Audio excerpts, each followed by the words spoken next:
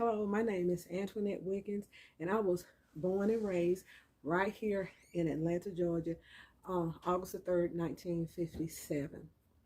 And I was born during the civil rights era, and I lived downtown Atlanta, Georgia, really a few blocks from downtown. I mean, we could walk downtown from where we lived on Butler Street.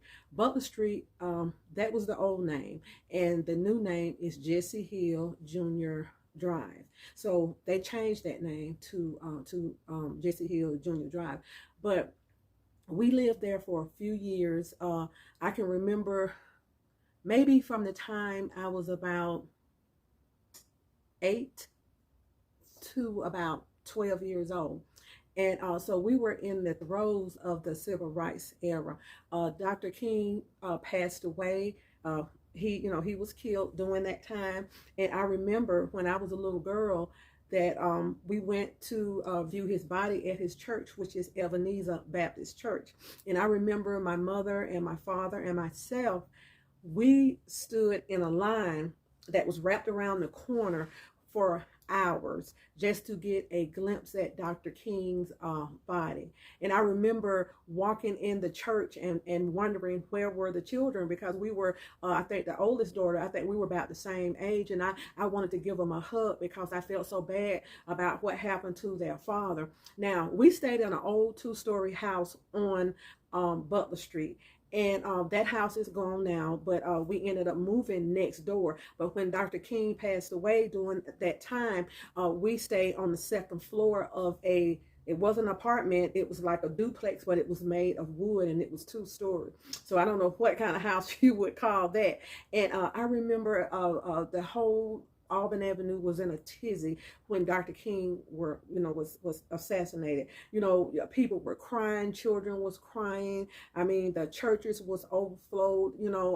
I mean, it was just a real hard time for African Americans because they felt like Dr. King was a positive role model for the black race and the black culture. So after he passed away, I mean, it was really sad times down there.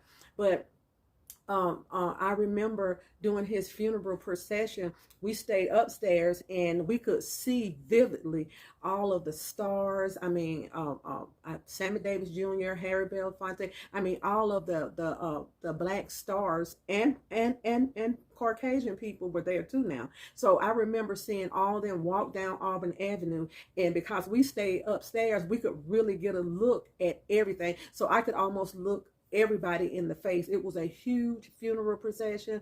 I remember seeing Miss King walking, and I remember them locking arms, and it was just a sad day. I remember that.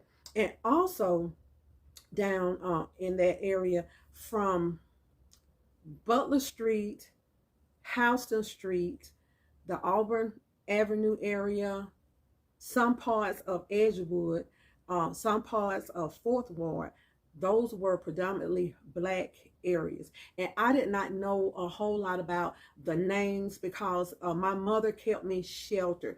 And I recently found out that some of those names were people that owned slaves. And I really think that those names should be changed. I mean, I'll sign a petition for that. But I remember that we were like in a bubble. It was like an invisible wall where we lived. And so I didn't know a whole lot about prejudice. I really didn't until after Dr. King got assassinated. So my mother, she protected me. I never was called the N-word. I went to a black, all black elementary school there, and all of my friends were black. So I wasn't really exposed to a lot of Caucasian people. I wasn't prejudiced, and it's just that we knew to stay in our lane. We knew. Now, some parts of Boulevard, Monroe Drive, in that area, some parts of Ponce de Leon, it was a predominantly white area. we said, you know, I know a lot, I think a lot of Jewish people stayed there too, but it was a predominantly white area, and that area was off limits. There was an invisible wall to where black people knew that they could not go, and they was not welcome going over on the other side of Ponce de Leon. You have the um, one side is where the Georgia Baptist Hospital, they renamed that hospital, is, and then the other side you're going toward Monroe and back in that area. And so black people just didn't feel comfortable going to that area, and Piedmont Park, all that was there. So we had our own area, we had our own park. You know, we did our own thing. And like I said, my mother kept me so sheltered. But I do remember her speaking of the invisible wall, but that's not what she called it. She called it staying in your own lane, and not going there. Now black people could go there if they were working as maids back in then. You would have to work there as a maid, but you was not welcome to own a house or to live in that particular area. So I remember, just being me, being a little girl, being happy to be around, my friends, my family, and being happy to, go outside and play. I didn't have to worry about anybody calling, because I didn't worry about it. I didn't think about anybody calling me the N-word. I would have been really, really shocked because I was so sheltered. Now we moved to a place called Summerhill. Summerhill was a predominantly black area, and it was an invisible wall there too, from like George Avenue, Capitol Avenue, that was predominantly black. And then you go on down, you going into Grant Park area, and our area was like in the middle, and that's where you had Arfeller Place, Dillard Court, and Conley Street, Martin Street. All those streets were in the Summerhill area, and it was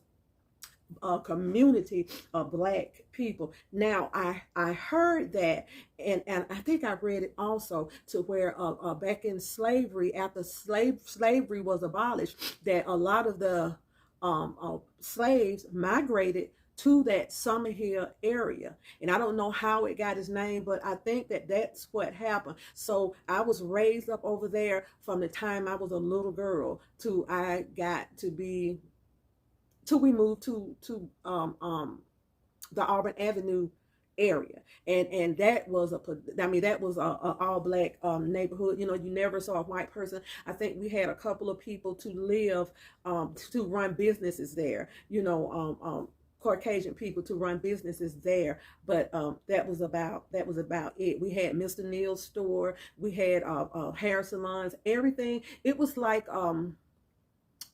almost like a black Wall Street, because and Auburn Avenue was too. Auburn Avenue was ran by predominantly black people. You had the Yates and Milton's drugstore there. You had Royal Theater there. You had BB Beeman's. You had Pal's Lounge.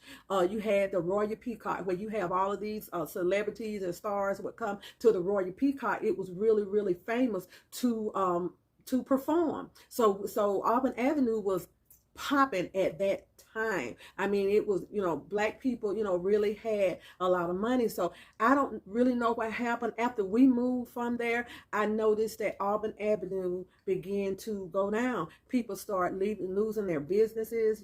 I really don't know, but now it's a lot of, no one really lives on Auburn Avenue. I don't think. They have a lot of dilapidated buildings down there where black people once owned their businesses, and Dr. King's church and the new church is, Ebenezer, is there. But they have some new condos or apartments, there. And my dentist is down. It's still down there. They had doctors' offices down there. They had dental offices down there. They had a black owned insurance company.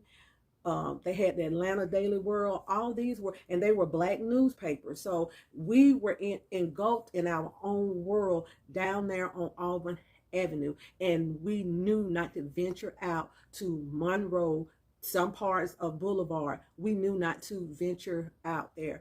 And I would say it did sort of living like that. It did sort of change my life, because when I started to get older, I started realizing kind of what was going on, and how prejudiced people are. And I remember when I became maybe about 13 or 14 years old, I was really afraid to be around white people. I felt so uncomfortable because I was never around them, and I never really got to know them. My mother, she worked for a lady which she loved, and my mom loved her, and she loved me. And so I've never been loved or touched or hugged by a white person other than this lady that my mother worked for. So yeah, prejudice is was prevalent down there, and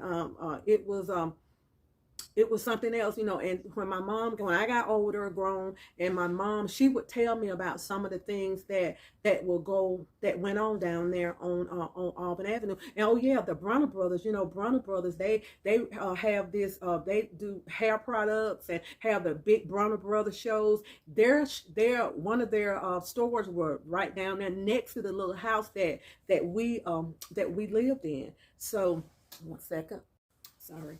And yes, the division along Ponce de Leon did affect my life. It affected me because I knew that I was a human being, just like the Caucasian people, but I knew not to cross the line. I had a friend. Now this happened in the Summer Hill area, and we had a friend that crossed the line, and he went over to the Cherokee side of Grant Park, and he was walking there. And I remember everybody where we were living, they were screaming and crying, and we didn't know what was going on. And they and some Caucasian boys, they hung him in a tree. And that's when prejudice really got real to me, because this was a young kid. He was maybe 15, 16 years old, and he was hanging from a tree. And it just got real to me what was really going on in the world. It was really real. So yeah, there were barriers, and yes, there were invisible walls all down through there, especially the Ponce and the Summer Hill area, and the Grant Park area, Cherokee. Yes, we were not allowed in those places. And I think when this guy Charles got hung, we really, people really would avoid going that way.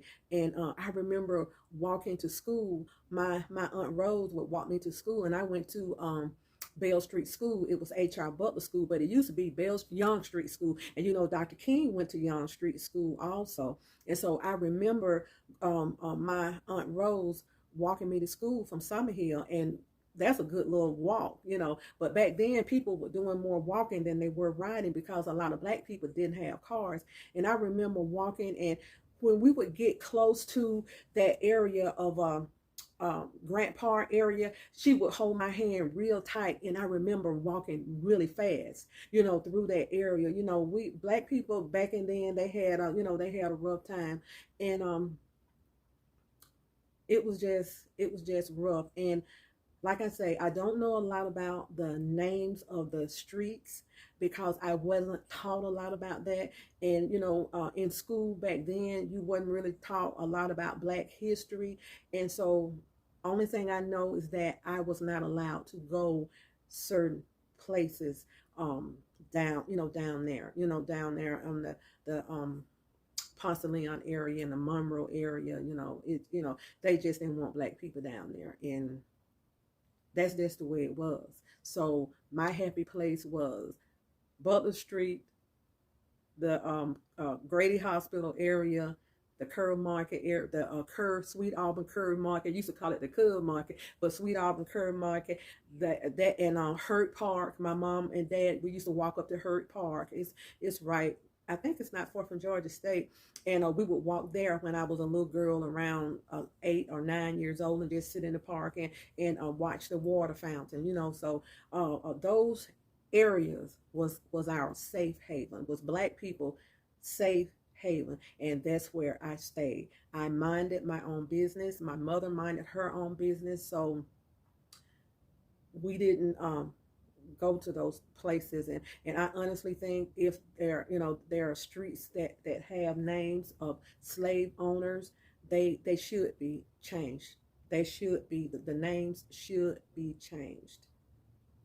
So I thank y'all, and I hope I help you out with the information that I have, and this is what I know. This is what I know, and I appreciate you all. One second. Oh, one other thing, and we always thought that my mother, I remember her saying that the Briarcliff area and the Monroe area, those were the rich people stayed, and we wasn't rich. We were rich in spirit and in love, but for his money, my father he worked on a cement truck. My mother did maid work. I and my brother were just little kids going to school, and but we had so much love, and I just didn't want to venture in those areas because my mother told me that they were off limit for us. So I hope that I don't know if any of this is still going on, but I go down on Ponce de Leon to shop. They turned the Sears building to the Ponce City Market. We go down there to shop, and I feel free going these places now. Being an adult, and I see mixed races down there all the time, so I don't feel uncomfortable. I don't feel afraid to go down there now. But I think everybody who owned a slave, if their name is on anything, it needs to come down. It needs to come down. So, thank y'all. See you later.